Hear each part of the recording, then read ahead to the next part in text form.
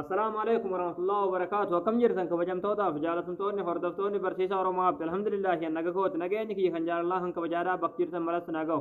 دعوتوتن كي فيديو الرافن كيساتي وني نسم برسيسو على فيسبوك رت نمني فولو قفا غودي أكسن هردفو بك آد فريند يتسن أوفر راتشفو دندي سنين نسم برسيس يعني نمني كونكما يو آد فريندي سنتي إرغتشو هندن دو فولو قفا غودي حالا نمني اسن هردفو تدن دو يجور سنغالي follow qofaad isiniif lakkaa jechuudha isin galee friendii osoo hin taane follow qofaa godhee akka isin hordofu jechuudha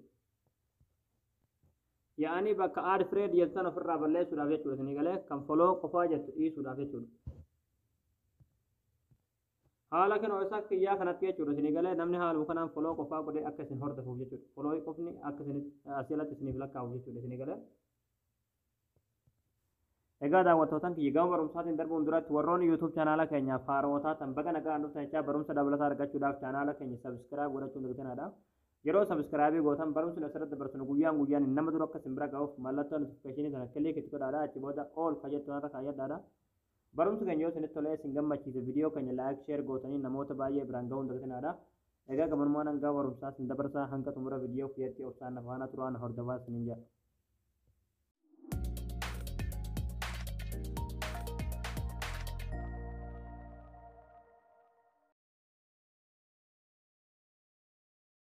hayya daawwattootaan kiyyaa feesbuuk keessan foloo qofa irratti deebisuudhaaf feesbuuk keessan irra galtanii achi booda sarara sadii irratti kilik ni gootu achi booda asirra gadanii buutanii setting in bracket kan kilik ni gootu ammallee setting iska jiru kan kilik ni gootu ammallee asirratti kilik ni gootu ammallee kinoo who can send your friend request kajo harat click ni godh kana wala harati achi bod hala kana isni fide jechuudha yeroo hala kana isni fide kana oli harati everyone kajo harati namni kamu friend isinitti ergachuu danda'a jechuudha kan gali harati mo friend of friends kajo harati nama friend keesan jira jiru